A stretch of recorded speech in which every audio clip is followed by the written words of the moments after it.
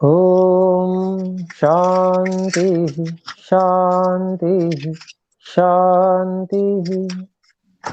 ओम शांति शांति शांति।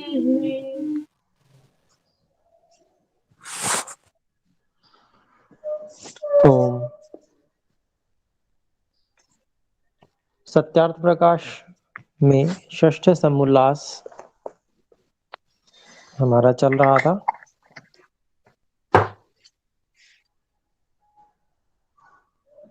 और इसमें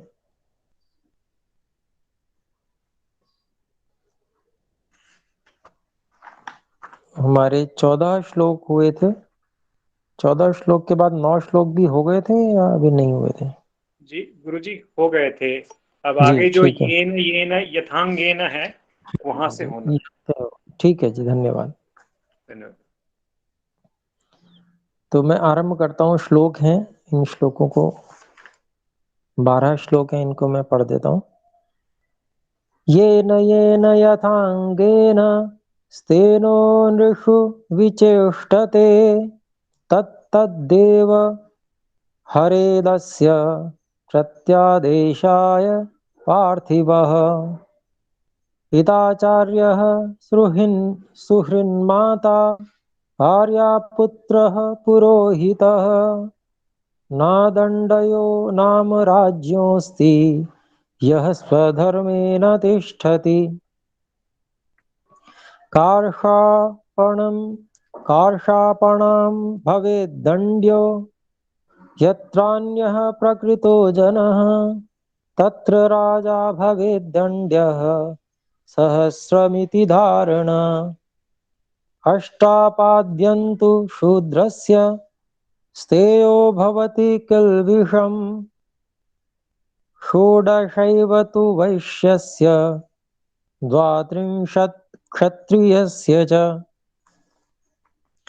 ब्राह्मणस्य चतुष्षष्टि पूर्णवापि शतं भवेत् द्विगुणा वा चतुष्षष्टिस्तद्दोषगुणविद्धि सः। ऐन्द्रं स्थानमभिप्रेप्सुः यशश्चाक्षयमव्ययम् नोपेक्षत क्षणमपि राजा साहसिकं नरम्। नोपेक्षेत क्षणमपि राजा साहसिकं नरम्। वाग्दुष्टात् तस्कराच्चैव दण्डेनैव च हिंसितः साहसस्य नरः कर्ता विज्ञेयः पापकृत्तमः। साहसे वर्तमानं तु यो मर्शयति पार्थिवः स विनाशं प्रजत्याशु विद्वेषं चाधिगच्छति। न मित्रकारणाद्राजा विपुलाद्वा धनागमात् समुत्सृजेत् साहसिकान् सर्वभूतभयावहान्।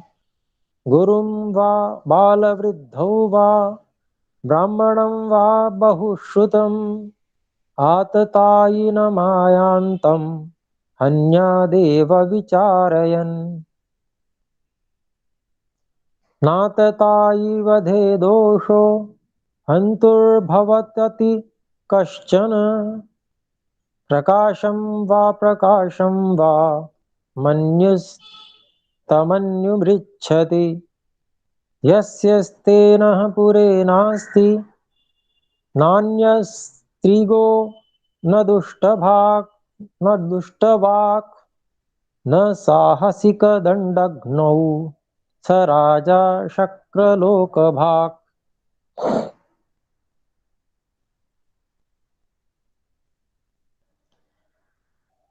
इनके अभिप्राय दे रखे हैं। चोर जिस प्रकार जिस जिस अंग से मनुष्यों में विरुद्ध चेष्टा करता है, उस अंग को सब मनुष्यों की शिक्षा के लिए राजहरण अर्थात छेदन कर दे।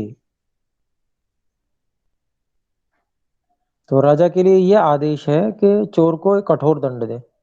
जिस जिस अंग से उसने चेष्टा की है, विरुद्ध चेष्टा, गलत चेष्टा, उस अंग को हर लेना अर्थात छेदन कर देना, काट देना उस अंग को।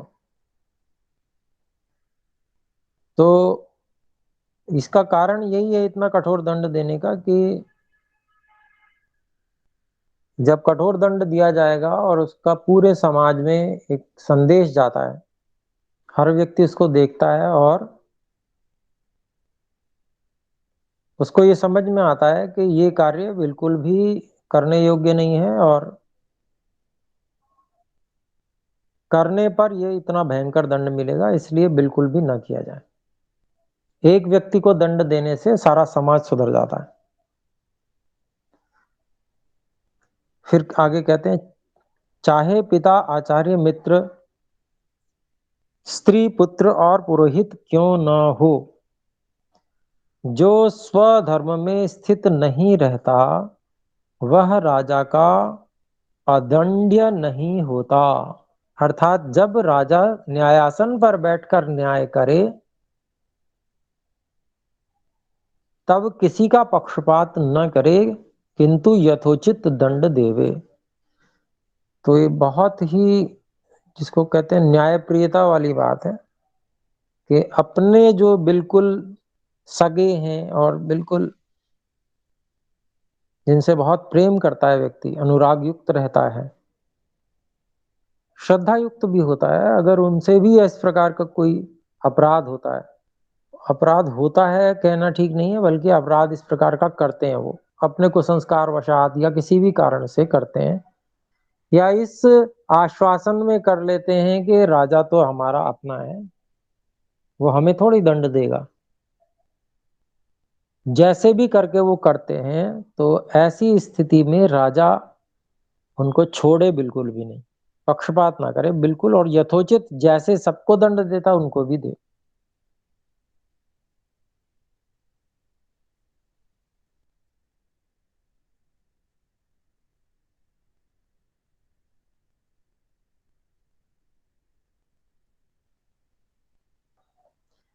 आगे, जिस अपराध में सहस्र पैसा दंड होवे, अर्थात साधारण मनुष्य से राजा को सहस्र गुना दंड होना चाहिए। 1000 गुना दंड राजा के लिए बताया, उसी अगर वो कर्म करता है उसी तरह का।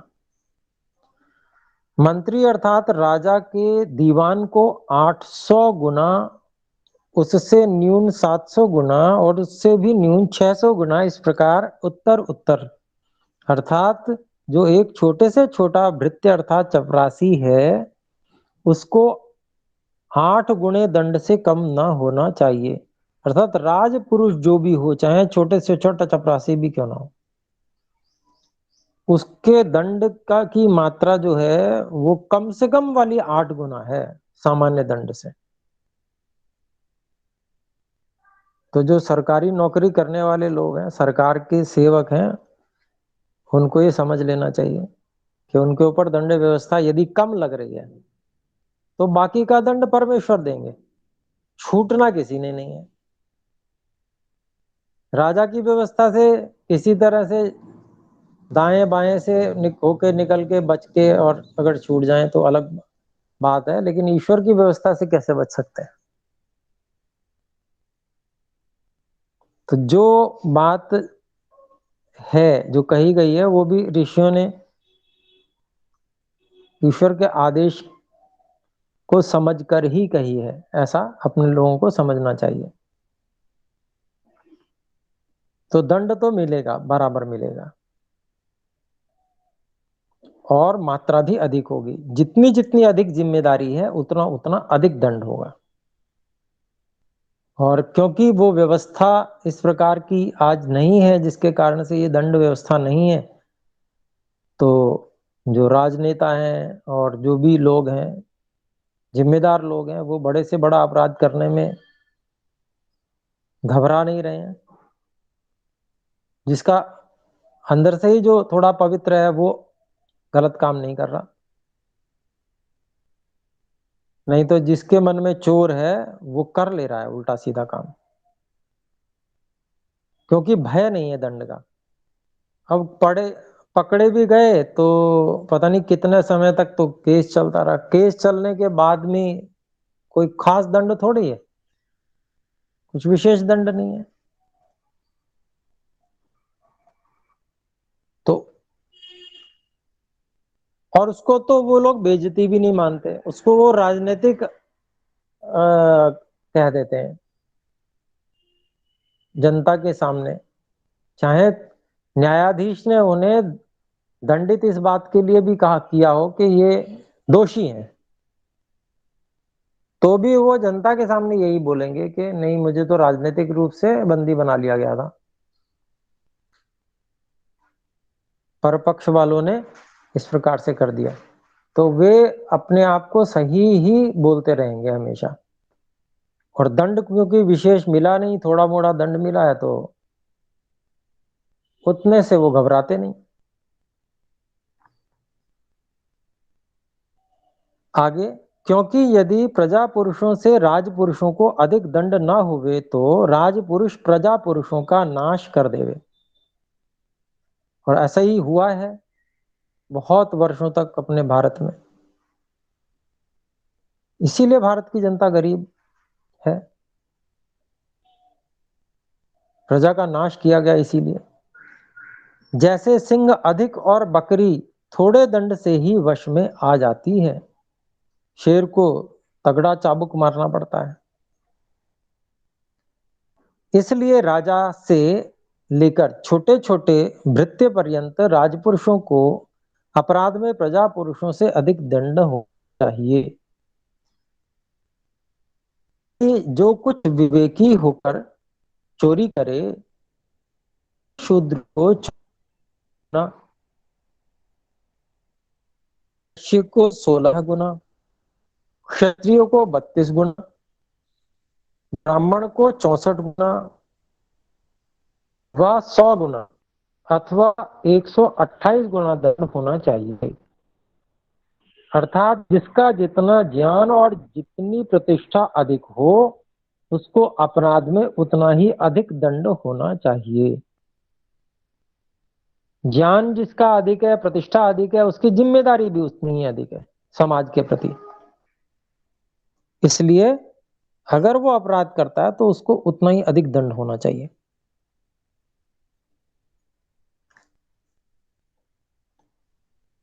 एक तो ज्ञान की जिम्मेदारी हो गई, प्रतिष्ठा की जिम्मेदारी हो गई, ये तो सामान्य हो गई। लेकिन जिसको विशेष रूप से जिम्मेदारी सौंपी गई है वो तो राजा हो गया, उसको 1000 गुना कहा है, 1000 गुना दंड हो। तो जिम्मेदारी जिसकी जितनी ज्यादा है उस पर उतना ही अधिक दंड होगा। आगे कहते हैं, राज्य के अधिकारी धर्म और ऐश्वर्य की इच्छा करने वाला राजा बलात्कार काम करने वाले डाकुओं को दंड देने में क्षण भी देर न करे। आजकल तो साहस को अच्छे अर्थों में ग्रहण किया जाता है, लेकिन जो पूर्व काल का साहित्य है और पहले वैदिक काल हुआ करता था, वहां साहस जो है वो गर्हित था, निंदित कर्मों में माना जाता था। यहाँ पर अब साहसिक पुरुष का लक्षण बता रहे हैं।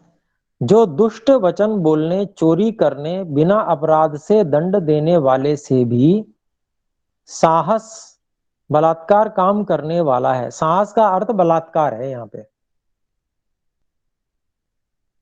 साहस अर्थात बलात्कार काम करने वाला है, वह अतीव पापी दुष्ट है। दुस्साहस कहना चाहिए इसको आजकल की भाषा में। वैसे साहस का वही अर्थ लिया जाता था।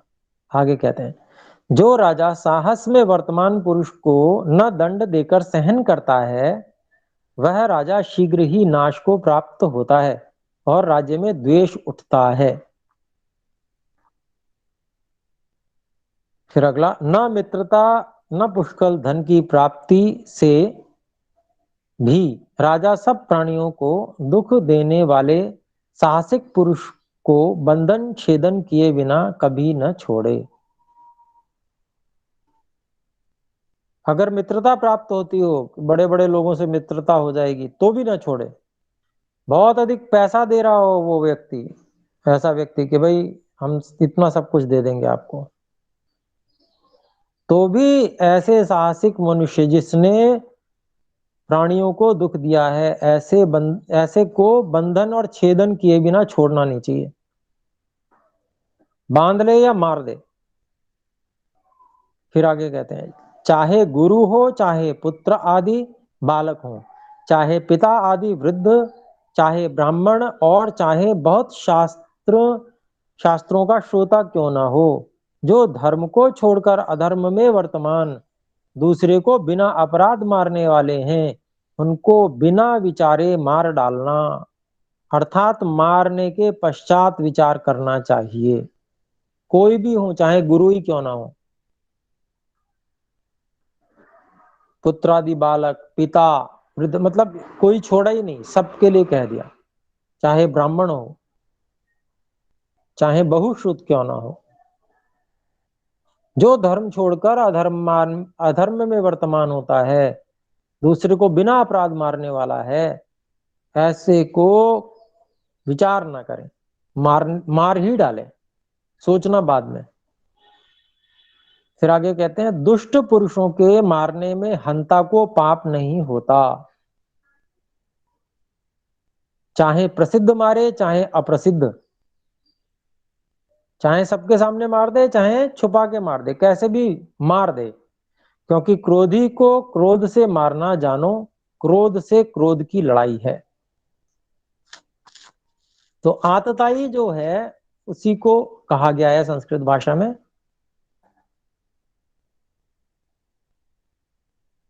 आतताई किस कारण से यह कर रहा है, आतताई व्यक्ति गलत कार्य या मारने आदि का कार्य किस कारण से कर रहा है, ये कारण नहीं देखा जाएगा, बस ये देखा जाएगा कि वह निर्दोष लोगों को मार रहा है। जो ऐसा कर रहा है उसको बिना विचार किए तुरंत मार देना चाहिए।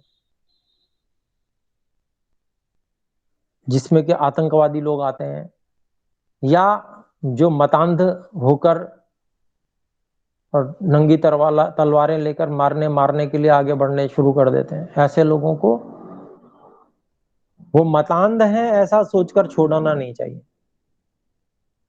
क्योंकि वो मारने के लिए तत्पर हो गए हैं, बस इतने से ही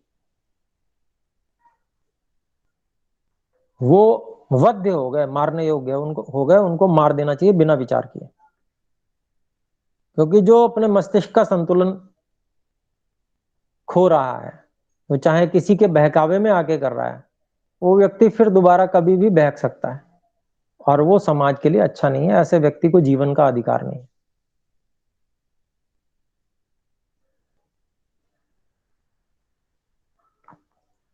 फिर आगे कहते हैं, जिस राजा के राज में न चोर, न परस्त्रीगामी, न दुष्ट वचन का बोलने हारा, न साहसिक डाकू और न दंडघ्न, अर्थात राजा की आज्ञा का भंग करने वाला है, वह राजा अतीव श्रेष्ठ है। तो जो राजा है उसको दंड के विषय में बहुत कठोर होना ही होता है, जिससे कि कोई भी इस प्रकार का व्यक्ति जो उसके राज्य में अव्यवस्था को फैलाना शुरू करना चाहे, ऐसा व्यक्ति उसके राज्य में होना ही नहीं चाहिए। वो होने से पहले या तो उसको वश में कर ले, या जो वश में होने योग्य ना हो, या जिसकी संभावना हो कि यह बाद में भी बिगड़ना ही बिगड़ना है, उसको समाप्त कर दे। फिर आगे श्लोक है मनुस्मृति के 5, इनको मैं पढ़ रहा हूं। भर्तारं लंघयेद्यास्त्री स्वज्ञाति गुणदर्पिता, तां स्वभिः खादयेद्राजा संस्थाने बहु संस्थिते, पुमांसं दाहयेत् पापं शयने तप्त आयसे अभ्यादध्युश्च काष्ठानि तत्र दह्येत पापकृत् दीर्घाध्वनि यथा देशं यथा कालं तरो भवेत् नदीतीरेषु तद्विद्यात् समुद्रे नास्ति लक्षणम् अहन्यहन्य वेक्षेत कर्मान्तान् वाहनानि च आयव्ययौ च नियता वा करान् कोशमेव च एवं सर्वा नियमान् राजा व्यवहारान् समापयन् व्यपोह्य किल्बिषं सर्वं प्राप्नोति परमां गतिम्। तो ये मनुस्मृति के 5 श्लोक हैं। इसका अर्थ अभिप्राय देखते हैं। जो स्त्री अपनी जाति गुण के घमंड के पति को छोड़कर व्यभिचार करे, उसको बहुत बहुत स्त्री और पुरुषों के सामने जीती हुई कुत्तों से राजा कटवाकर मरवा डाले, अर्थात इतना भयानक कठोर दंड हो कि इस प्रकार का कोई गलत विचार करने से पहले ही वो अंदर से कांप जाए कि इसका परिणाम क्या होने वाला है, सबके सामने दिखाकर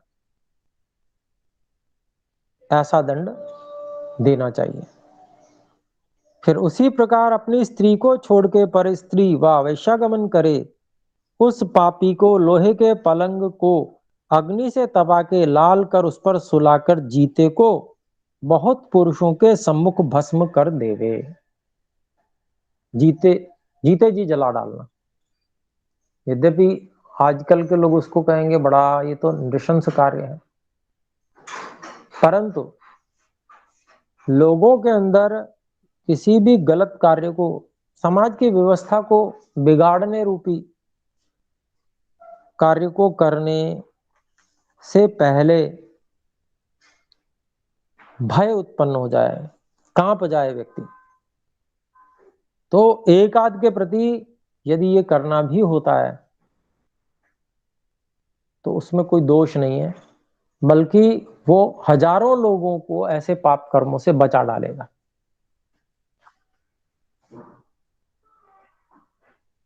किसी एक आध को ही ये दंड देना पड़ेगा, लेकिन लाखों लोग पाप कर्मों से बच जाएंगे और समाज में सुंदर व्यवस्था हो जाएगी, भय रहित व्यवस्था हो जाएगी। आज की स्थिति देख लीजिए, फांसी का दंड भी मिलता है बलात्कारी को, पता नहीं कितना समय लग जाता है और कितने ही लोग बच भी जाते हैं। तो ऐसी स्थिति में लोग डरते नहीं है और बुरे लोग डरते नहीं है और अच्छे लोगों को डर डर के रहना पड़ता है। हमेशा संदेह बना रहता है, क्या हो कहीं ऐसा ना हो जाए। तो समाज में निर्भयता का वातावरण तभी होता है जब राजा दुष्टों के प्रति बहुत कठोर हो, तभी सब जो अच्छे लोग हैं, अनुशासन में चलने वाले लोग हैं, वो निर्भय रह सकते हैं। प्रश्न, जो राजा व रानी अथवा न्यायाधीश व उसकी स्त्री व्यभिचार आदि कुकर्म करे तो उनको कौन दंड देवे? बहुत अच्छा प्रश्न किया पूर्व पक्षी ने। उसका उत्तर देते हैं, सभा अर्थात उनको तो प्रजा पुरुषों से भी अधिक दंड होना चाहिए। प्रश्न, राजादि उनसे दंड क्यों ग्रहण करेंगे? सभा से मतलब सभा से दंड क्यों ग्रहण करेंगे?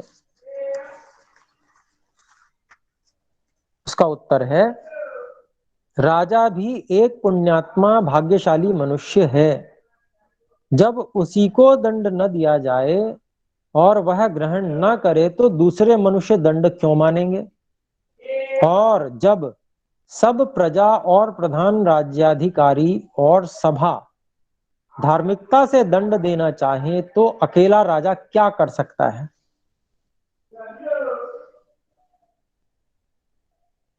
तो जो सभा है उसमें भी सब बलवान लोग होंगे, सभी उत्तम उत्तम लोग होंगे, तो वो जो निर्णय करेंगे उसको राजा को मानने के लिए बाध्य होना ही पड़ेगा। बलवानों में एक बलवान को, विद्वानों में एक विद्वान को राजा चुना जाता है सभा में से। तो न्यूनाधिक 19-20 के अंतर से सभी लोग अच्छे बलवान होते हैं सभाओं में।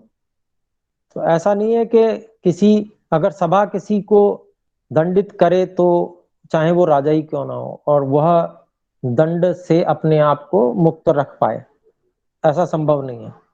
व्यवस्था ऐसी होनी चाहिए कि किसी एक को स्वच्छंद कभी न रहने दिया जाए।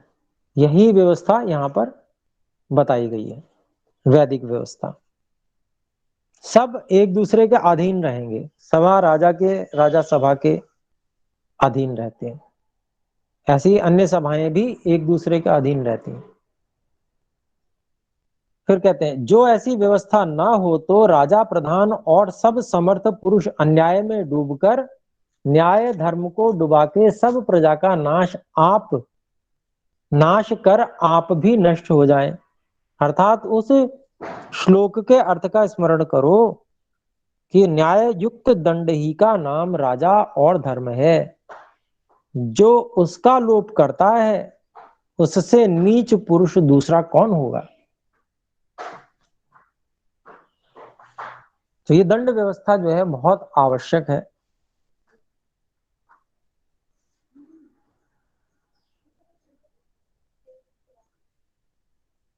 फिर आगे प्रश्न है, यह कड़ा दंड होना उचित नहीं, क्योंकि मनुष्य किसी अंग का बनाने हारा व जिलाने हारा वाला नहीं है, इसलिए ऐसा दंड देना नहीं देना चाहिए। देखिए आजकल के जो मानवाधिकार का झंडा लेकर खड़े होने वाले लोग हैं वो भी यही प्रश्न करते हैं। और ये प्रश्न कब महर्षि दयानंद सरस्वती जी ने जब सत्यार्थ प्रकाश लिखी तब उनको ये पता था कि ये प्रश्न उठाया जाएगा और उन्होंने इस प्रश्न को उठाकर उसका समाधान किया है।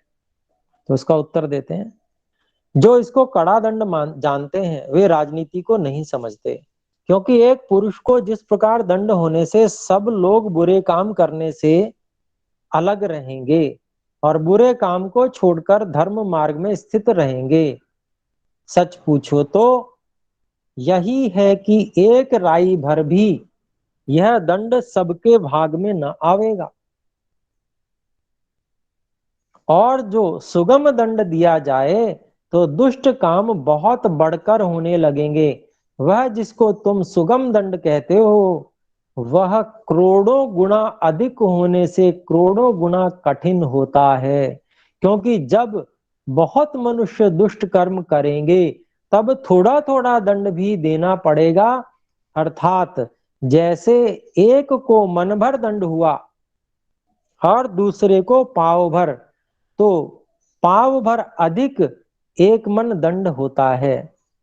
तो प्रत्येक मनुष्य के भाग में आध पाव 20 सेर दंड पड़ा। तो ऐसे सुगम दंड को दुष्ट लोग क्या समझते हैं। जैसे एक को मन और सहस्त्र मनुष्यों को पाव पाव दंड हुआ तो 6.25 मन मनुष्य जाति पर दंड होने से अधिक और यही कड़ा तथा वह एक मन दंड होने से अधिक और यही कड़ा तथा वह एक मन दंड न्यून और सुगम होता है। ये डबल लिखा गया है इसमें। तो वह एक मन दंड न्यून और सुगम होता है, मतलब एक ही व्यक्ति को दे दिया गया एक बारी में और इतना भयभीत कर दिया गया पूरी जनता सबको, अगर ऐसा करोगे तो यह दंड मिलेगा, तो कोई करेगा ही नहीं वो गड़बड़। जब गड़बड़ ही नहीं करेगा तो वो एक मन दंड केवल रह गया, और नहीं तो सब लोग उतना ही पाप करते करते करते कर सबको भी दंड देना पड़ा। तो अगर पाव पाव भर दंड भी दिया 1000 लोगों को तो वो 6.25 मन हो गया। ऐसा यहाँ पर उदाहरण के रूप में बताया गया है, भार से उसका उदाहरण लिया गया। तो अभिप्राय यही है कि थोड़ा थोड़ा ही सही, लेकिन सब लोगों को कष्ट तो हुआ। जब कष्ट हुआ तो विद्रोह भी होगा मन में, और द्वेष भी बढ़ेगा, पाप भी बढ़ेगा।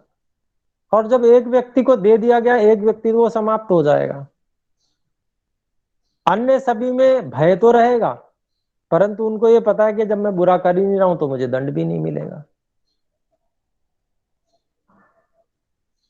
तो वो सब जो है अपने सही सही अच्छे अच्छे कर्मों को करते हुए और सुख से रह पाएंगे, और निर्भय भी रहेंगे कि कोई ऐसा कर ही नहीं सकता, जो करेगा उसको तो भयानक दंड मिलेगा। इसलिए किसी की हिम्मत नहीं है ऐसी कि जो ऐसा गड़बड़ कर ले, तो उससे निर्भयता भी रहती है।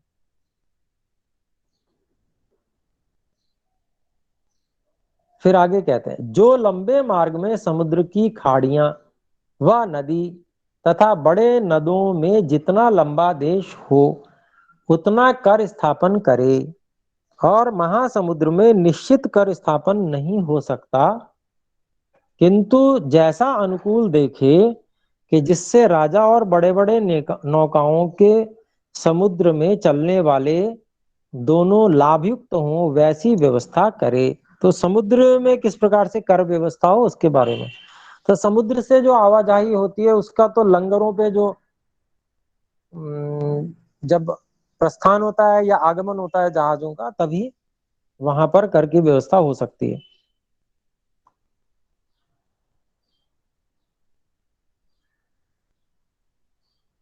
तो ये जो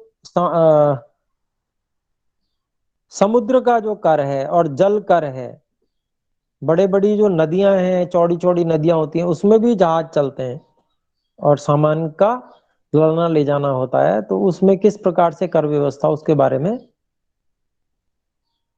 यहाँ पर बताया गया कि जितना लंबा देश हो उतना ही कर स्थापन करे। जितनी दूर से माल जा रहा है आ रहा है, उस हिसाब से, दूरी के हिसाब से कर लगाना। आगे, परंतु यह ध्यान में रखना चाहिए कि जो कहते हैं कि प्रथम जहाज नहीं चलते थे, वे झूठे हैं, और देश देशांतरों द्वीप द्वीपांतरों में नौका से जाने वाले अपने प्रजास्थ पुरुषों की सर्वत्र रक्षा कर उनको किसी प्रकार का दुख न होने देवे। तो ये जो बात कही है, जब मनुस्मृति में ये बात कही गई है कि जल मार्ग से जाने आने वालों से कर लेने की व्यवस्था, और उनको उस व्यवस्था में कहीं दुख ना पहुंचे, वो रक्षित होकर, अपने आप को रक्षित समझकर और सभी व्यापार आदि कार्यों को कर पाए। ये बातें जब मनुस्मृति में लिखी हैं, तो इसका तो यही अभिप्राय हुआ कि बहुत मतलब सबसे पहले जब से मनुस्मृति है तब से ही ये कार्य होते आ रहे हैं। ये कोई नया नहीं है कि पहले समुद्र में लोग जाते ही नहीं थे। जो लोग ऐसा कहते हैं वे लोग झूठ बोलते हैं। फिर आगे कहते हैं, राजा प्रतिदिन कर्मों की समाप्तियों को हाथी घोड़े आदि वाहनों को नियत लाभ और खर्च आकर रत्नादिकों की खाने और कोष को देखा करे। नजर में रहना चाहिए सब कुछ। अगर एक नजर भी देख लिया तो कौन सी वस्तु कहाँ थी वो स्मृति में रहता है, कहाँ परिवर्तन हुआ है वो स्मृति में रहता है, और प्रश्न पूछा जा सकता है, हाँ जी ये परिवर्तन क्यों हुआ। जो व्यक्ति नजर ही नहीं डालता वो पूछेगा कैसे, प्रश्न ही नहीं उठा सकता वो। तो बीच बीच में जो भी कार्य हो रहे हो उस पर दृष्टि डालते रहना चाहिए। दृष्टि डालने से कुछ ना कुछ समझ बनती है उस जगह की कि अच्छा ऐसा यहाँ पर क्या चल रहा है। और जो व्यक्ति कभी कभी देखता है उसकी नजर त्रुटियों पे ज्यादा पड़ती है। जहां कमी होती है वहां पर ज्यादा पड़ती है। तो इसलिए राजा को ये यहाँ पर व्यवस्था कही गई कि कोष है, खजाने हैं, लाभ है, व्यय है, इन सबको, इन सबकी व्यवस्थाओं पे भी नजर रखे, दृष्टि रखे। 100% देखना कभी भी संभव नहीं हो सकता है राजा के लिए, क्योंकि बहुत सारे कार्य हैं। लेकिन मध्य में से, जिसको टेस्ट चेक कहते हैं, वो तो कर ही सकता है। दो अभिलेखों को परस्पर मिलान तो कर ही सकता है।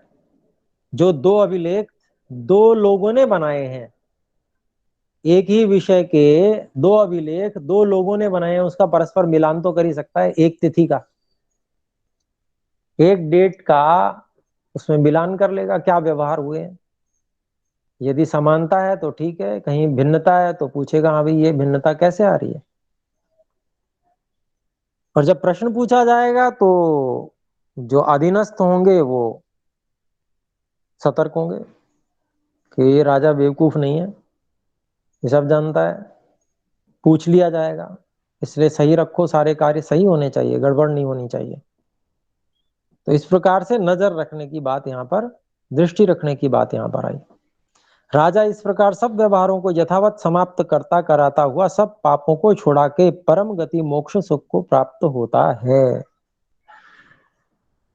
तो सब व्यवहारों को जब राजा अच्छी प्रकार से अपने कर्तव्यों का निर्वहन करता है, तो जितनी बड़ी जिम्मेदारी होती है उतने ही ऊंचे स्तर का कार्य होता है, बुद्धि भी उतनी स्तर की लगती है,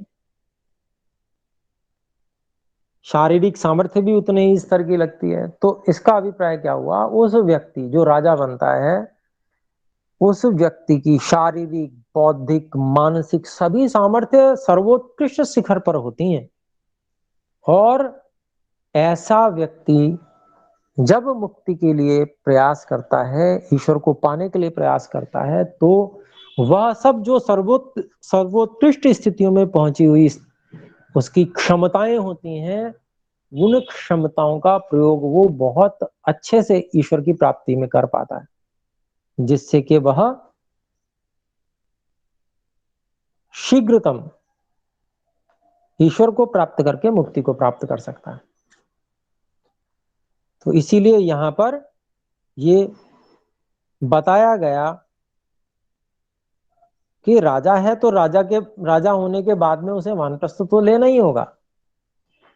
राजा क्षत्रिय प्रवृत्ति की होती है, क्षत्रिय प्रवृत्ति से ब्राह्मण प्रवृत्ति में तो आना ही पड़ेगा। और फिर वह, क्योंकि उसकी सामर्थ्य बहुत अधिक है, सूक्ष्मता बहुत अधिक है उसके चिंतन की, विचार की, ये सारी क्षमताएं उसको शीघ्र ही ईश्वर की प्राप्ति और मुक्ति की प्राप्ति कराने में उपयोगी हो जाती हैं।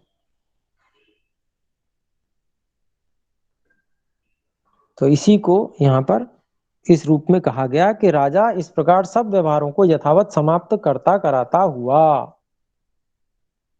सब पापों को छुड़ा के परम गति मोक्ष सुख को प्राप्त होता है। तो सारे उपाय भी उसको ध्यान में रहते हैं कि पापों को छुड़ाने के लिए क्या क्या उपाय किए जाते हैं, आंतरिक उपाय क्या किए जाते हैं, वो भी उसको समझ में आने लगते हैं। तो अपने भी उसके अंदर से पाप छूट जाते हैं। वही व्यक्ति तो दूसरों के पाप छुड़ा सकता है जो अंदर से स्वयं पवित्र हो। तो राजा को वो स्थिति बनानी होती है, अपना पवित्र स्वयं को भी करना होता है। तो इसीलिए मोक्ष की ओर गति बड़ी शीघ्रता से उसकी हो जाती है। फिर आगे कहते हैं राजा प्रतिदिन कर्मों की समाप्ति, ये तो हो गया था, ठीक है। हाँ, प्रश्न, संस्कृत विद्या में पूरी पूरी राजनीति है व अधूरी? ये भी बड़ा महत्वपूर्ण और अच्छा प्रश्न है। उत्तर पूरी है। ये बात महर्षि दयानंद सरस्वती जी कितने विश्वास के साथ लिख रहे हैं, पर आज का जो जनमानस है वो पता नहीं किधर खोया है, किस ओर उसकी दृष्टि है, किस संस्कृति सभ्यता को वो पूर्ण मानता है जिससे उसका और इसके समाज का, उसके परिवार का, सबका कल्याण हो जाएगा। किधर की ओर वो देख रहा है। बड़े दुर्भाग्य की बात है कि आज जो अपनी भारतीय संस्कृति है, संस्कृत विद्या है, और संस्कृत विद्या में लिखे हुए जितने भी अपने ऋषियों के ग्रंथ हैं और साथ में वेद भी हैं, उन सब को पढ़ने पढ़ाने की परंपरा और उनसे ज्ञान अर्जन की जो परंपरा है उसको छोड़, उस पे अविश्वास करके, उसको निकृष्ट ऐसा मानकर, उसको ऐसा समझ करके ये बेकार है, और दूसरे जो बिल्कुल बहुत नीचे स्तर के ज्ञान है उनकी ओर भाग रहा है। तो ये वास्तव में एक बहुत ऐसा विषय है कि जो हमारे लिए, हम सब के लिए बहुत ही आवश्यक है, और इस बात का हमें प्रचार भी करना है और लोगों को समझाना है कि हम जो वास्तव में हैं, जो वास्तव में हमारा है, जो हमारा हमारा इतिहास है, हमारी संस्कृति है, वो सर्वश्रेष्ठ है, सर्वोत्कृष्ट है। उससे जो बनकर मनुष्य निकलेगा वो दूसरी किसी संस्कृति से कभी हो ही नहीं सकता। वो महानता व्यक्ति में कभी किसी दूसरी संस्कृति से आ ही नहीं सकती। और वो हम देख भी रहे हैं कि जो पाश्चात्य ढंग से पढ़ने पढ़ाने की व्यवस्था है उसमें से क्या बन के निकल रहा है, कितने महान लोग निकल पा रहे हैं, कैसे लोग निकल रहे हैं, वो सब हमारे सामने है। सब कुछ सामने होते हुए भी एक तरह से अंध परंपरा जैसी बनी हुई है कि सब लोग ऐसा कर रहे हैं तो हमें भी ऐसा ही करना चाहिए, नहीं तो हम समाज से कट जाएंगे। इस तरह से साहस, इसको दुस्साहस नहीं कहा जाएगा, ये साहस जिसको कहते हैं कि ये हिम्मत करना कि नहीं, हम ऐसे ही जिएंगे, वैदिक रीति से ही जिएंगे, ऐसे ही हम अपने बच्चों का निर्माण करेंगे, और ऐसे ही जब हमारे बच्चों का निर्माण होगा तो वो निश्चित रूप से सर्वोत्कृष्ट स्थिति में आएंगे राष्ट्र की। ये हो सकता है कि वो इंजीनियर सरकारी दृष्टि से न बन पाए, ये हो सकता है कि वो डॉक्टर सरकारी दृष्टि से, यूनिवर्सिटी की दृष्टि से न बन पाए, लेकिन वे ज्ञान की दृष्टि से इतने उत्कृष्ट होंगे कि दूसरे डॉक्टर्स फेल होंगे उनके सामने, दूसरे इंजीनियर्स फेल होंगे उनके सामने, उनसे ज्ञान प्राप्त करने के लिए आएंगे। यदि इस प्रकार से हम प्रयास करते हैं पूरी शक्ति लगाकर, तो निश्चित रूप से हम लोगों की संतानें इस स्तर पे आ सकती हैं। कितने ही यूनिवर्सिटीज मानद उपाधियां देती हैं,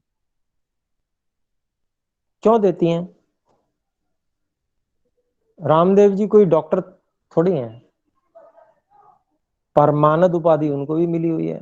बालकृष्ण जी वैद्य जी हैं, उनको भी मिली हुई है मानद उपाधि। विधिवत तो वो कहीं भी नहीं पढ़े, ना उन्होंने कोई डॉक्टरी की, ना इंजीनियरिंग, या जो भी कुछ होता है जैसे जैसे। तो ऐसे जो प्रतिभा है उसको दबाया नहीं जा सकता है कि तुम आधुनिक शिक्षा से पढ़ोगे तभी तुम कुछ खोज कर सकते हो, ऐसी कोई बात नहीं है। कितने ही लोग हैं जो नहीं पढ़ते आधुनिक शिक्षा से, लेकिन वो विचारवान है और वो खोज करते हैं, वो ज्ञान को प्राप्त करने के लिए अनेक ढंग से प्रयास करते हैं और वो उसमें सफल भी होते हैं। कितनी ही खोजें कर डालते हैं जो पढ़े लिखे लोग नहीं कर पाते। तो पढ़ने लिखने के बाद में व्यक्ति सब कुछ बन जाएगा, ये सिक्योरिटी किसने दी? कौन है ये सिक्योरिटी देने वाला?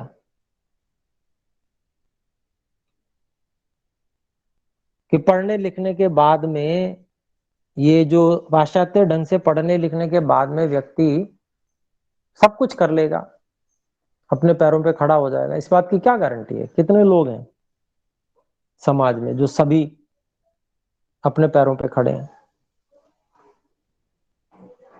क्या इसी सिस्टम में से निकले हुए बेरोजगार नहीं है? रोजगार तो बहुत कम है, बेरोजगार ज्यादा है। पैरों पे खड़े न होने वाले ज्यादा हैं। तो अभिप्राय ये है कि मुख्य बात यह है कि योग्यता निर्माण और मेहनत। जो मेहनत करेगा वो चाहे पाश्चात्य ढंग से करे वो भी आगे बढ़ेगा। पर यह निश्चित बात है जितनी मेहनत पाश्चात्य ढंग से करेगा उतनी मेहनत अगर अपनी वैदिक संस्कृति के ढंग से कर लेगा तो वो कहीं का कहीं पहुंचेगा, बहुत आगे निकल जाएगा, बहुत आगे निकल जाएगा, ये सुनिश्चित बात है। क्योंकि महर्षि दयानंद सरस्वती जी ने जो ये पाठ विधि लिखी है इसमें जितने वर्ष लगते हैं पढ़ने पढ़ाने में, वो ढंग से अगर पढ़ा ले तो बुद्धि का ऐसा जबरदस्त विकास होगा कि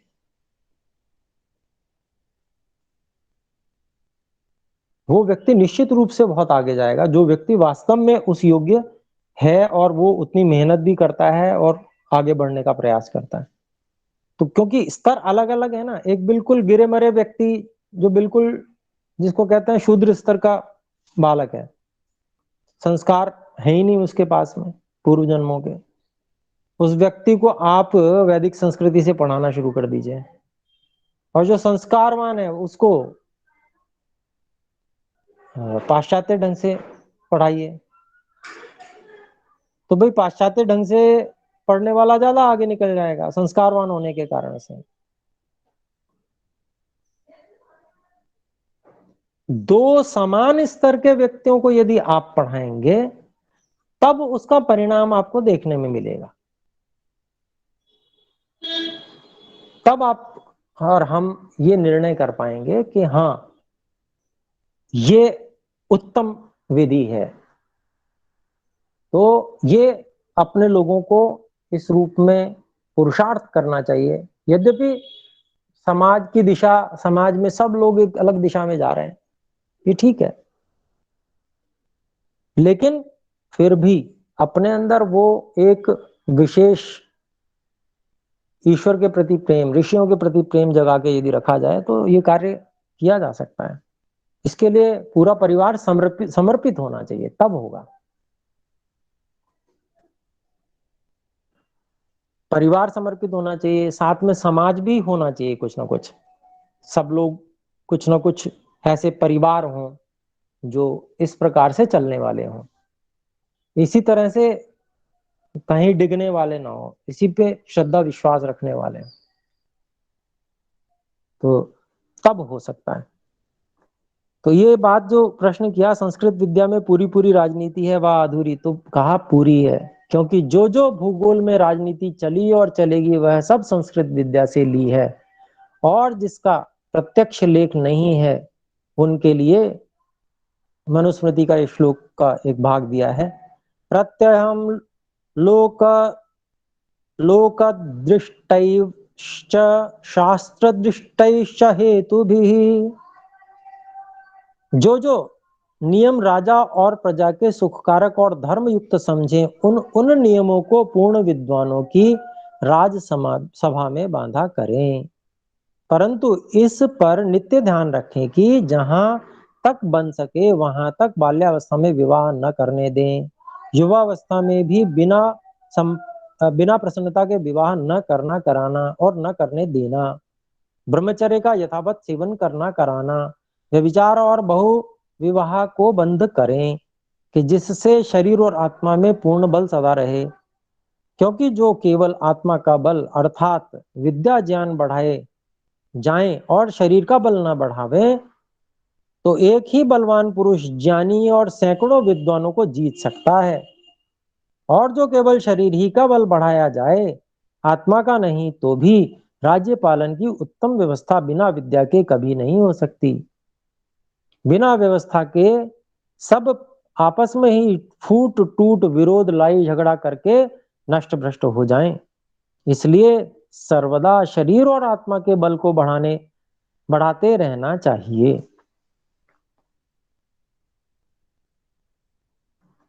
तो इसमें जो विशेष बात आई वो यही है कि जितने भी राजनीति तो एक उदाहरण है, अन्य विद्याएं भी जितनी भी भूगोल में गई हैं वो यहीं से, आर्यावर्त से ही गई हुई हैं, क्योंकि ये सब लोग जंगली थे और यहां से प्रचार के लिए सब मनुष्यों के, सारे संसार के हित करने के लिए प्रवृत्त होकर जो सन्यासी विद्या का प्रचार करने के लिए जगह जगह गए, उन्होंने वहां पर उस विद्या का प्रचार किया। और जितना जितना वे लोग ग्रहण कर पाए अपने अपनी भौगोलिक परिस्थिति के अनुसार उन्होंने वहां पर ग्रहण करके उसको लागू किया। और फिर माता पिता की परंपरा से वो आगे बढ़ता चला गया। वे भूल गए कि किसने दिया था, पर वो परंपराएं चलती चली गईं और उन्हीं परंपराओं के चलते वो एक अलग सभ्यता के रूप में विकसित हो गए, अलग देश में अलग सभ्यता के रूप में विकसित हो गए। पूरी तरह से वो वैदिक संस्कृति को अच्छे प्रकार से आत्मसात उतना नहीं कर पाए, कम कर पाए, लेकिन जितनी जितनी अच्छी बातें हैं वे सब वेदों से ही गई हुई हैं, ये सुनिश्चित बात है। नहीं तो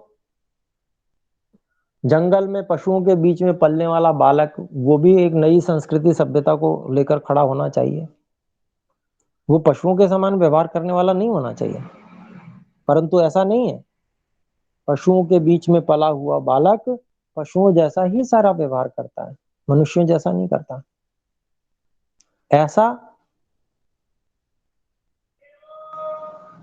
पहले हमने सुना है कि ऐसा परीक्षण किया गया, भेड़ियों के बीच में पला हुआ बच्चा भेड़ियों जैसा ही व्यवहार करता था।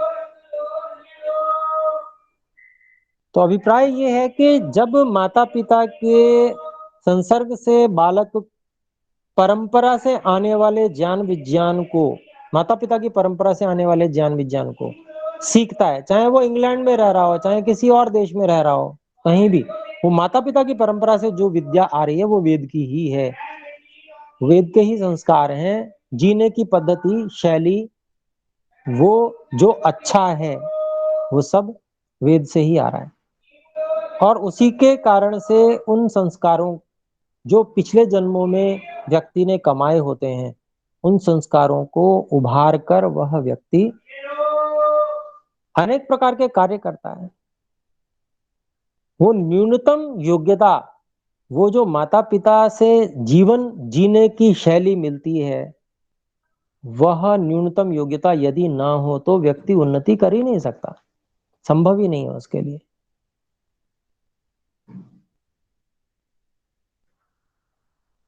तो यही बात यहां पर है, ये समझने योग्य कि फिर जो कि मनुस्मृति में कहा भी है कि अपने अपने देश काल स्थिति को देखकर नियम बनाए जा सकते हैं वहां पर, लेकिन उन नियमों में राज्यसभा उन नियमों को बनाए, विद्वान लोग उस नियमों को बनाए, लेकिन उसमें क्या ध्यान रखें उसको महर्षि जी ने यहाँ पर स्पष्ट किया कि बाल विवाह बिल्कुल नहीं होना चाहिए, कम से कम 25 वर्ष तक जो ब्रह्मचर्य का पालन हो, ब्रह्मचर्य से पूरित शरीर हो, ऐसे ही बहु विवाह ना हो, शरीर के बल पर भी पूरा ध्यान दें, शारीरिक बल भी बढ़ाने के लिए पूरा प्रयास करें, केवल बौद्धिक बल ही नहीं शारीरिक बल पे भी ध्यान दें, क्योंकि शरीर से अगर बलशाली ना हो तो बलवान व्यक्ति सैकड़ों विद्वानों को वश में कर सकता है, धमका सकता है, भयभीत कर सकता है, और अगर बुद्धि बल ना हो तो वो मूर्ख मारा जाएगा चाहे कितना ही बलवान हो।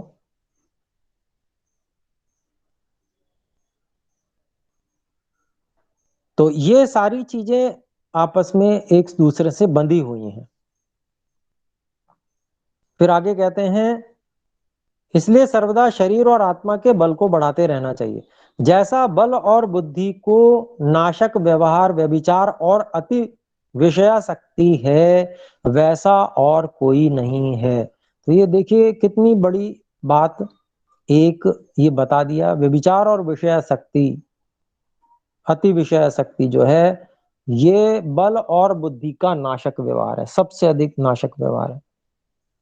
ये ऐसा ऋषि केवल महर्षि दयानंद नहीं, बाकी सभी ऋषि भी यही बताते हैं आयुर्वेद में भी ऋषि यही बात बताते हैं। तो यह बात जिस समाज में नहीं मानी जाएगी, समझी जाएगी, वो समाज नष्ट होगा निश्चित रूप से। और वो देखने में आ रहा है, आज हमारे समाज में भी इस बात को ठीक से मान नहीं रहे हैं लोग। जब मान नहीं रहे हैं तो आप देख लीजिए, सब जगह आपको रोगी लोग, कमजोर लोग ही मिल जाएंगे। बलवान लोगों की संख्या बहुत कम है। वे लोग जो बल को बढ़ाने के लिए विशेष प्रयत्न करते हैं, व्यायाम आदि करते हैं, भोजन आदि ठीक प्रकार से लेते हैं, सात्विक लेते हैं और ब्रह्मचर्य आदि का पालन करते हैं, वे लोग बलवान भी हैं। परंतु सामान्य जन देखिए, हम लोग देख सकते हैं अधिकांश लोगों के शरीर का भार अतिरिक्त है, विषय भोगों की ओर अधिक चढ़ाई है, उधर की ओर अधिक आकर्षण है। तो इस कारण से समाज की स्थिति बिगड़ती चली जा रही है। तो ये सामाजिक व्यवस्था आर्यों की जब बिगड़ गई है तो संभलेगा कौन? तो आर्यों को वो व्यवहार जो ऋषियों के द्वारा कहा गया, उस व्यवहार को ध्यान में रखना चाहिए। तो यही बात यहाँ पर कह रहे हैं, इसको अपने लोगों को पूरे समाज में फैलाना है, सबको समझाना है, बताना है कि सारा समाज बलशाली तब होगा जब उसकी इकाई बलशाली होगी। तो कहते हैं जैसा बल और बुद्धि का नाशक व्यवहार व विचार और अति विषय शक्ति है, वैसा और कोई नहीं। विशेषतः क्षत्रियों को दृढ़ांग और बलयुक्त होना चाहिए, क्योंकि जब वे ही विषयासक्त होंगे तो राज्य धर्म ही नष्ट हो जाएगा। और इस पर भी ध्यान रखना चाहिए कि यथा राजा तथा प्रजा, जैसा राजा होता है वैसी ही उसकी प्रजा होती है। इसलिए राजा और राजपुरुषों को अति उचित है कि कभी दुष्टाचार न करें, किंतु सब दिन धर्म न्याय से वर्तकर सबके सुधार का दृष्टांत बने। तो बहुत सुंदर ये अंत अंत की बातें महर्षि दयानंद सरस्वती जी यहाँ पर बता रहे हैं। फिर आगे यह संक्षेप में राजधर्म का वर्णन यहाँ किया है। विशेष वेद मनुस्मृति के सप्तम, अष्टम, नवम अध्याय में और शुक्र नीति तथा विदुर प्रजाकर और महाभारत शांति पर्व के राजधर्म और आपद धर्म आदि पुस्तकों में देखकर पूर्ण राजनीति को धारण करके मांडलिक अथवा सार्वभौम चक्रवर्ती राज्य करें।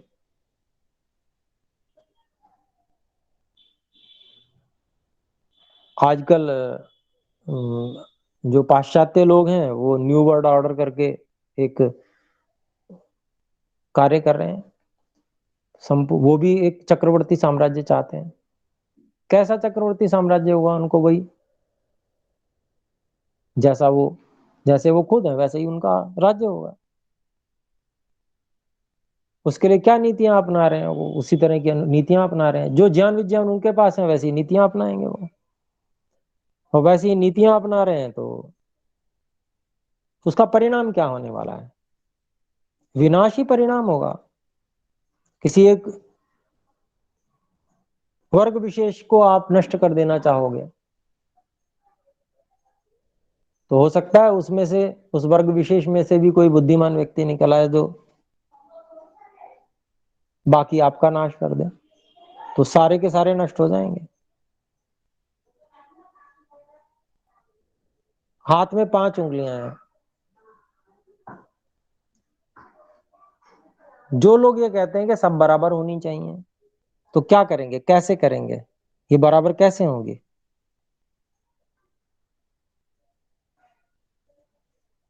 क्या 5 उंगलियां बराबर होनी चाहिए? पहले तो यही प्रश्न है।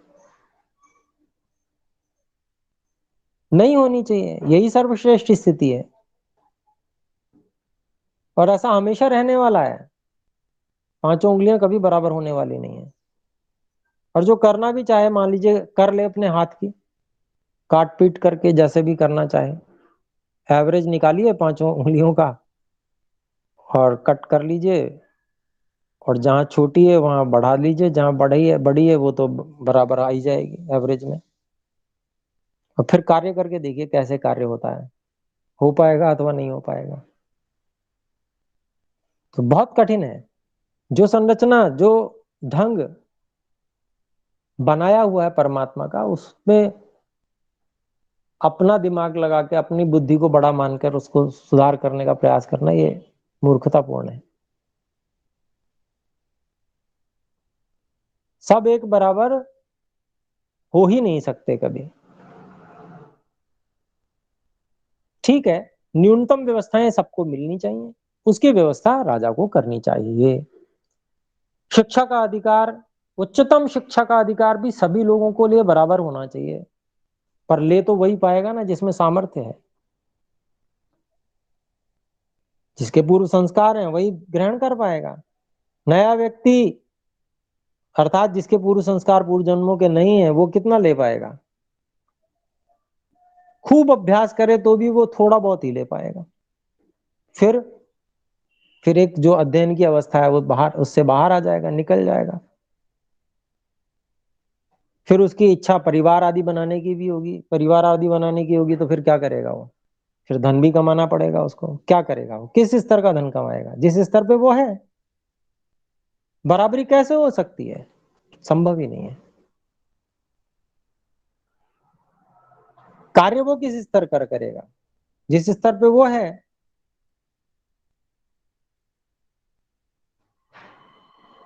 तो इस प्रकार से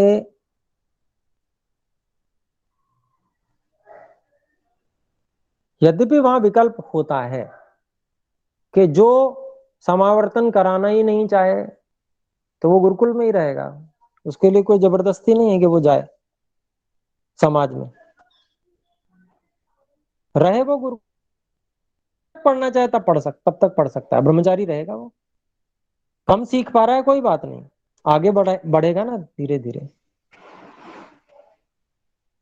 लेकिन जिसके मन में तृष्णाएं जन्म ले लेंगी, जिसको संसार बड़ा अच्छा लगने लगेगा, वो रुक थोड़ा ही पाएगा। वो तो जाएगा समाज में, चाहे कैसी भी स्थिति में हो। अवस्था बढ़ गई, शरीर की आवश्यकताएं प्रकट होने लगी, इंद्रियों के आकर्षण प्रकट होने लगे, इंद्रियां उसमें दौड़ने के लिए तैयार होने लगी, फिर कैसे रुक पाएगा? उसका समावर्तन करना ही पड़ेगा, उसे समाज में उतरना ही होगा। तो जिस स्तर का वो होगा उसी स्तर का वह उपभोग करेगा, वही व्यवस्था अपने लिए बना पाएगा, वही स्तर उसका समाज में रहेगा। लोग कहते हैं वर्ण व्यवस्था की जरूरत नहीं कोई। वर्ण व्यवस्था के बिना कार्यों के स्तर ही बन नहीं पाएंगे।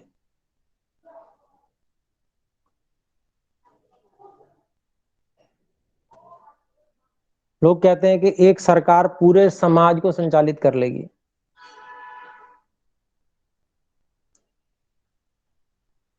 केवल स्वप्न की बातें हैं। इतनी बड़ी व्यवस्था, अब आज भी तो देश है, पूरा देश, क्या सामने नहीं है वो व्यवस्था? इतनी बड़ी व्यवस्था कि एक ही सरकार सबको नियंत्रित कर लेगी, कैसे संभव हो पाएगा? उसके लिए छोटी छोटी इकाइयां चाहिए ही चाहिए, जो हमारे वैदिक व्यवस्था में है। वो छोटी छोटी इकाइयां क्या हैं? वही तो ब्राह्मण है, वही तो क्षत्रिय है, वही तो वैश्य है। धन के या आप ऐश्वर्य की व्यवस्थाएं करने के लिए, भोजन इत्यादि की व्यवस्थाएं करने के लिए, अन्न इत्यादि की व्यवस्थाएं करने के लिए वैश्य है। वो एक इकाई के रूप में है, छोटी इकाई है, उसके अधीन बहुत सारे लोग होंगे। यही व्यवस्था चल रही है और इस व्यवस्था को कोई मिटा नहीं सकता। सपने देखने वाली बात है ये व्यवस्था। ये चाहे आप नाम लो या ना लो, ये सार्वकालिक है, ये हमेशा रहने वाली है। लोगों के स्तर भेद हमेशा रहेंगे, कोई व्यक्ति ऐसा नहीं पैदा हुआ जो इन भेदों को मिटा सके। ये तो रहने ही वाला है। जब व्यक्तियों में भेद है, व्यक्ति के संस्कारों में भेद है, तो इस भेद को कैसे मिटा लेगा कोई? ये ठीक है कि व्यवस्थाओं में एक न्यूनतम व्यवस्था प्रत्येक व्यक्ति के लिए उपलब्ध होनी चाहिए, इस पर कार्य होना चाहिए। तो ये अनेक व्यवस्थाएं देखने में लोग आजकल पता नहीं कितने ढंग से व्यवस्थाओं के विषय में विचार कर रहे हैं कि ऐसे कर लेंगे, वैसे कर लेंगे, वगैरह वगैरह, परंतु उसमें संपूर्णता नहीं है। विचारों में बहुत न्यूनताएं हैं। जो वेद में परमात्मा ने व्यवस्था दे दी, जो ऋषियों ने व्यवस्था दे दी, उसका कोई तोड़ नहीं है, उसका कोई काट नहीं है। आज लोग चाहे कितना ही दिमाग लगा दें, उसके बाद में ठोकर खाने के बाद में इसी के ऊपर आना पड़ेगा। तो ठोकर खाना ये कोई बुद्धिमत्ता नहीं है। पहले से ही समझकर, बुद्धि का प्रयोग करके जो सर्वश्रेष्ठ है उसका चुनाव करना चाहिए, और वो सर्वश्रेष्ठ वेद है और ऋषियों का ज्ञान विज्ञान है। तो यहाँ पर इसको हम पूरा कर देते हैं, समय भी अधिक हो गया। पूर्ण राजनीति को धारण करके मांडलिक अथवा सार्वभौम चक्रवर्ती राज्य करें, और यह समझे कि वयम प्रजापते है प्रजा अभूम। यह यजुर्वेद का वचन है। हम प्रजापति अर्थात परमेश्वर की प्रजा, और परमात्मा हमारा राजा, हम उसके किंकर भृत्यवत हैं। वह कृपा करके अपनी सृष्टि में हमको राज्याधिकारी करे और हमारे हाथ से सत्य न्याय की प्रवृत्ति करावे। अब आगे ईश्वर और वेद विषय में लिखा जाएगा। इति श्रीमद दयानंद सरस्वती स्वामी कृते सत्यार्थ प्रकाशे सुभाषा विभूषिते राजधर्म विशेष समुल्लास संपूर्ण। तो ये षष्ठ समुल्लास हमारा संपूर्ण हुआ। आगे हम सप्तम समुल्लास पढ़ेंगे। तो अपने लोगों को जो ऋषियों की व्यवस्था है उसी का प्रचार करना चाहिए, उसी के समान आगे व्यवस्थाएं बनाने के लिए अपने लोगों को प्रयास करना चाहिए। यही यहाँ संदेश हमें मिलता है। कोई बात रखना चाहें, पूछना चाहें तो पूछ सकते हैं।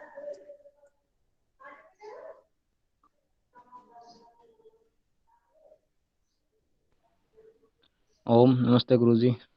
जी नमस्ते।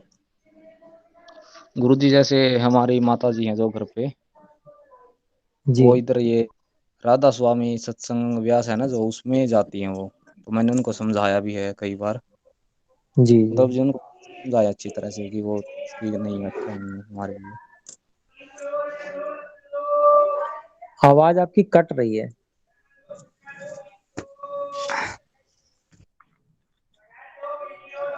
मैं ये कह रहा था गुरुजी, आधी बात तो हेलो। सुनाई दी। माता जी राधा स्वामी सत्संग जाती हैं, और हाँ जो आपने क्या मतलब कहा? उनको कैसे समझाएं जी कि ये सही नहीं है, वहां पे जाना अच्छा नहीं है, मतलब वो कुछ गलती बताते हैं सर, इतना अच्छा नहीं है वहां पे। जी जी जी। देखिए वेदों नवीन जी, गुरु जी। जी जी सही कह रहे हैं आप। और जो जो वहाँ कमी है, दोष है, उनको बताते रहना चाहिए। और जो वैदिक धर्म और वेदों की और ऋषियों की अच्छाइयाँ हैं वो बताते रहना चाहिए। ये कभी भी हमें अपेक्षा नहीं रखनी चाहिए कि वो कोई भी व्यक्ति तुरंत बदल जाए। ये संभव नहीं हो पाता है। ये ईश्वर की ही कृपा होती है जब व्यक्ति सत्य को स्वीकार करने में, समझने में सक्षम हो पाता है। तो हमारा कार्य हमको करते रहना चाहिए, अपने कार्यों पर अडिग रहना चाहिए। हम प्रतिदिन प्रातः सायं यज्ञ संध्या ईश्वर की भक्ति करते रहें। जो उनकी क्रियाएं हैं वो करते रहेंगे, लेकिन हम अपनी क्रियाएं भी करते रहें। हमको अपनी क्रियाएं प्रदर्शन के लिए नहीं करना है, लेकिन हम अपनी क्रियाएं कम से कम अपने लिए तो करें।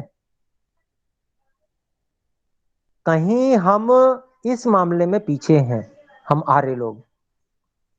हम बहुत कुछ छोड़ देते हैं या कुछ छुड़वा देते हैं, पर हम अपने कार्यों को करते नहीं हैं जो कम से कम दिखने चाहिए, जैसे संध्या हवन इत्यादि है ना।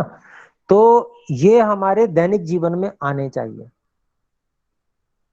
ये ब्रह्म यज्ञ और देव यज्ञ हुए, है ना। ऐसे ही बाकी पितृ यज्ञ हुए, माता पिता की सेवा, तो उनकी सेवा भी हमें हमेशा करें। उनकी बात जो वो कह रही हैं उनको भी सुने, और बड़ी विनम्रता पूर्वक जहां कहीं वो गलत हो उनको प्रमाण पूर्वक बता भी दें कि देखिए सच तो ये है, वास्तविकता तो ये है। हम तो ऋषियों के अनुसार चलते हैं, वेदों के अनुसार चलते हैं, और माताओं पिताओं के भी माता पिता परमात्मा है, गुरुओं के भी जो गुरु हैं वो परमात्मा है, ईश्वर है। उन्हीं को हम परमात्मा को ही गुरु मानते हैं। हमारे गुरुजी ने जो हमें जो जीवित आचार्य मिले हैं उन्होंने भी यही हमें सिखाया और वो स्वयं भी ऐसा ही मानते हैं। वो स्वयं भी ये नहीं कहते कभी कि हमारे चेले बन जाओ या हमें गुरु मानो, वे स्वयं भी नहीं कहते।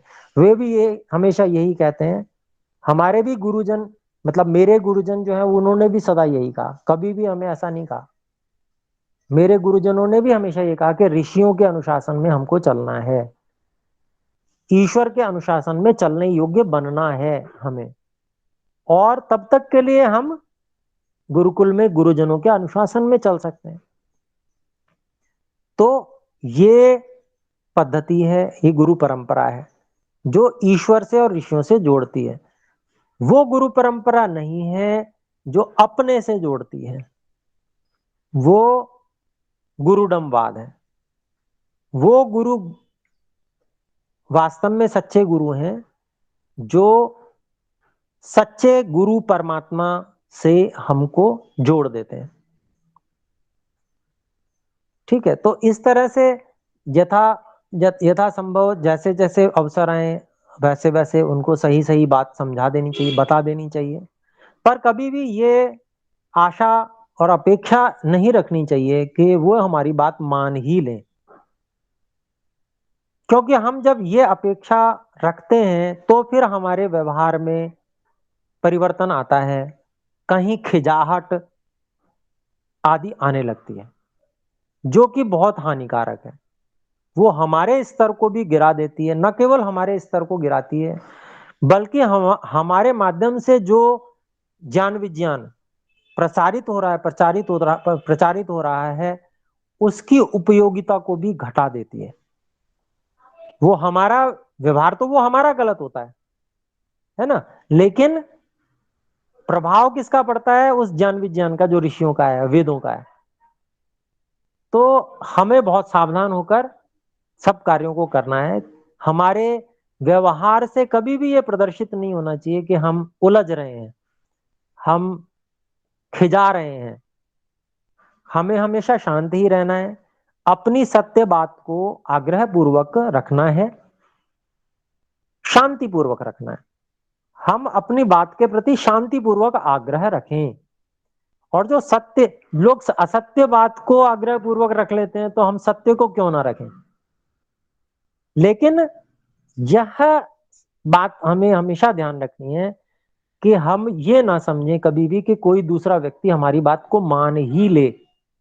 वो मान क्यों नहीं रहा है, ऐसा हमें कभी भी नहीं सोचना है। वो स्वतंत्र है, जब ईश्वर की कृपा होगी तो वो समझ जाएंगे। हमें अपना प्रयास करते रहने चाहिए। और इसमें एक जो विशेष बात आती है कि हमारे आचरण व्यवहार में उत्कृष्टता दिन प्रतिदिन आती जानी चाहिए। उसी आचरण व्यवहार की उत्कृष्टता से सब लोग आकर्षित होंगे हमारी ओर। हमारे ज्ञान विज्ञान में विशेषता आती जानी चाहिए, वृद्धि होती जानी चाहिए, जिससे हम अन्य सभी लोगों के लिए उपयोगी होते चले जाएं। हमारे होने का लाभ भी तो मिलना चाहिए हमारे आसपास के लोगों को। जो आसपास के लोग हैं वे हमारा भाग्य हैं, और हम भी तो उनका भाग्य हैं जो हम उन्हें मिले हैं। तो जो बुरा होगा उससे दुख निकलेगा, दुख मिलेगा। जो अच्छा होगा उससे प्रसन्नता, सुख मिलेगा। तो हम जिन लोगों का भाग्य हैं उनको हमारे उनके भाग्य होने पर गर्व होना चाहिए। उनको ऐसा लगना चाहिए कि मेरा सौभाग्य है कि ये मेरे पास में है। जब ये लगने लगेगा तो परिवर्तन भी आने लगेगा। तो आज इतना ही रखते हैं, समय काफी हो गया। ठीक है गुरु जी, धन्यवाद आपका। धन्यवाद। एक बार ओम का उच्चारण करें। ओ